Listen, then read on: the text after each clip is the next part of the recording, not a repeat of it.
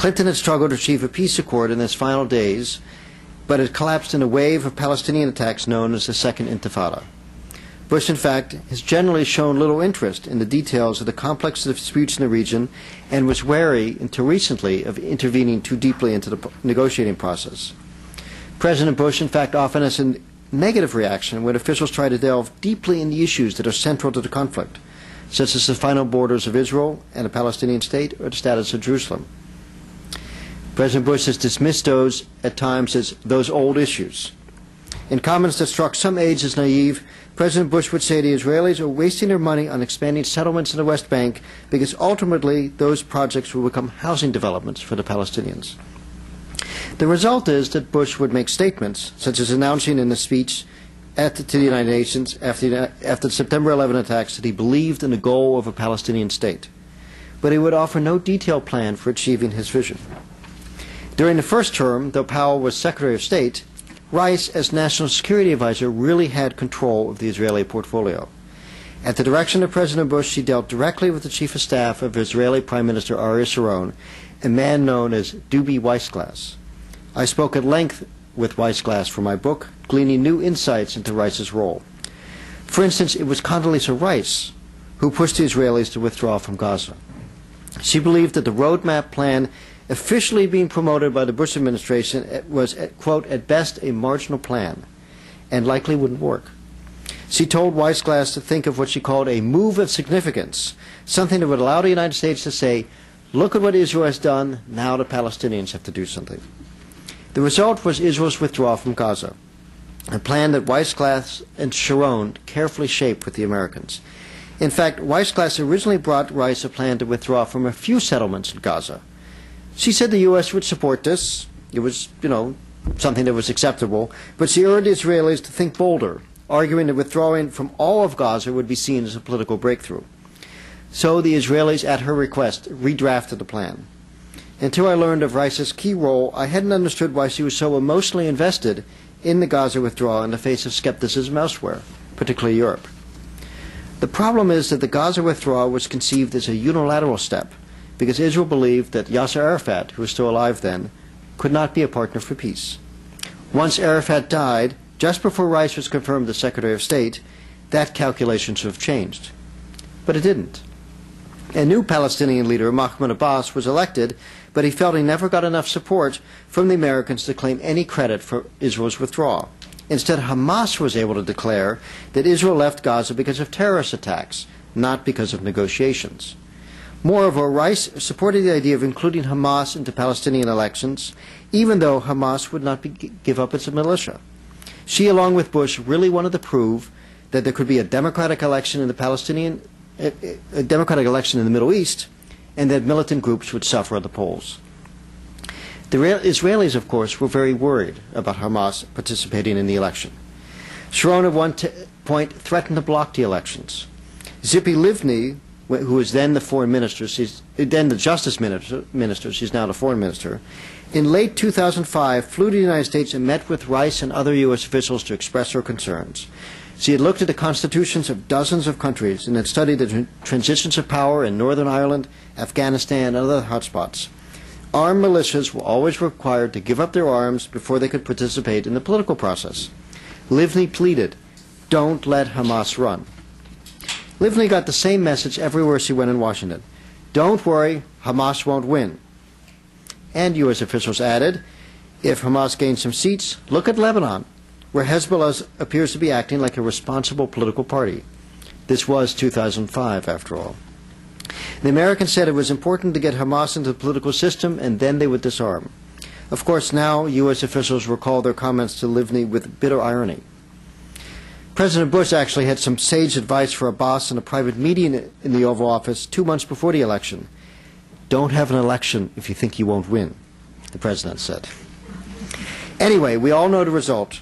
Hamas won, and Rice's efforts to create a Palestinian state suffered a tremendous setback. In fact, I have a scene in my book where Rice is on an elliptical trainer in the morning and is stunned to see the CNN headlines say that Hamas won. And she's so shocked she actually gets off and calls the State Department and says, this can't be so, can it?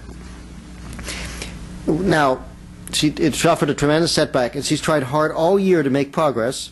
And she just recently held the Annapolis conference to, kind of push the process forward. President Bush went to Israel just last week, but there were many opportunities lost, and it's pretty clear that it's going to be all but impossible to form a Palestinian state by the end of the president's term.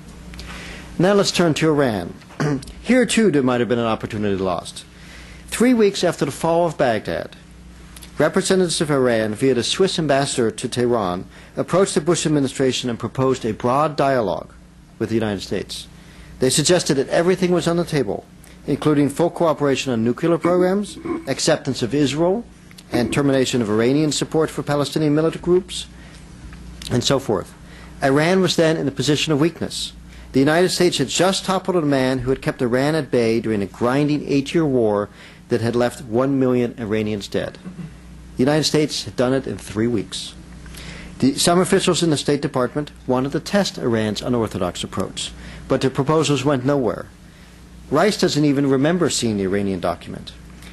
When she was National Security Advisor, the administration also took a hands-off approach to European efforts to restrain Iran's nuclear program.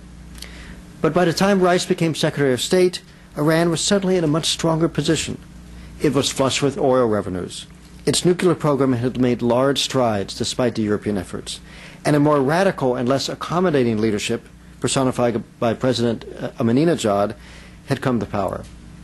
One of the first decisions Rice made after becoming Secretary of State was to convince President Bush for the first time to explicitly back the European talks.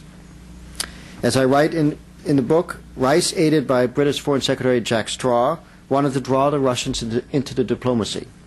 But it was difficult. While Rice had trained as a Soviet specialist and still practices Russian once a week with a State Department interpreter, Russian diplomats privately are contemptuous of her knowledge of contemporary Russia. The Russians believe she's stuck in a time warp and doesn't understand the country. Russian Foreign Minister Lavrov, Sergei Lavrov, is a proud and frequently effective diplomat, a showman who doesn't hesitate to wield this diplomatic stiletto. One diplomat, in fact, told me that Lavrov has basically 2 demeanors during negotiations: horrible or merely unpleasant. Some diplomats sensed a sexist and even possibly racist tinge in Lavrov's treatment of Rice. Lavrov appears to have perfected the art of irritating Rice, so much so that she often responds in a very sharp, acerbic, and even emotional way. Rice's reaction is so shrill that she begins to lose her natural allies in the room, in contrast to the calmer and more menacing Lavrov. He frequently exploits that situation to his advantage. And in fact, right now, at this moment in Berlin, Rice and Lavrov are in a room together trying to negotiate a new resolution on Iran. And I can just imagine what the tension is like in that room. Because the Europeans say that they can barely ever get anything done when Lavrov and Rice are together in the same place. In May of last year, we changed years. In May of 2006, Rice had received permission from President Bush to indicate to her foreign minister counterparts that the United States was considering joining the European-led talks with Iran. The political directors of Britain, Germany, France, the United States, China, and Russia thought they were close to an agreement on a United Nations resolution that would have made suspension of Iranian nuclear activities mandatory under international law. All that was needed was final approval by the 6 foreign ministers, such as what is happening today. But Lavrov at the time was fuming over a speech that Vice President Cheney had just made on Russian democracy. So he put Rice on the defensive during a high-level meeting and managed to push aside action for several months. Ultimately, of course, Rice did offer to join the talks if Iran suspended its enrichment activities. The 6 nations had put a huge package of incentives on the table. The list included international projects to build nuclear reactors, nuclear fuel guarantees, international investments, energy partnerships, and a long list of potential deals on civil aviation, telecommunications, high technology, and agriculture. There was even a suggestion that one day Iran might have the right to enrich uranium on its own soil.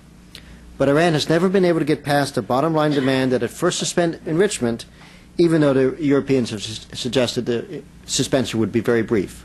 So nothing has happened for 18 months.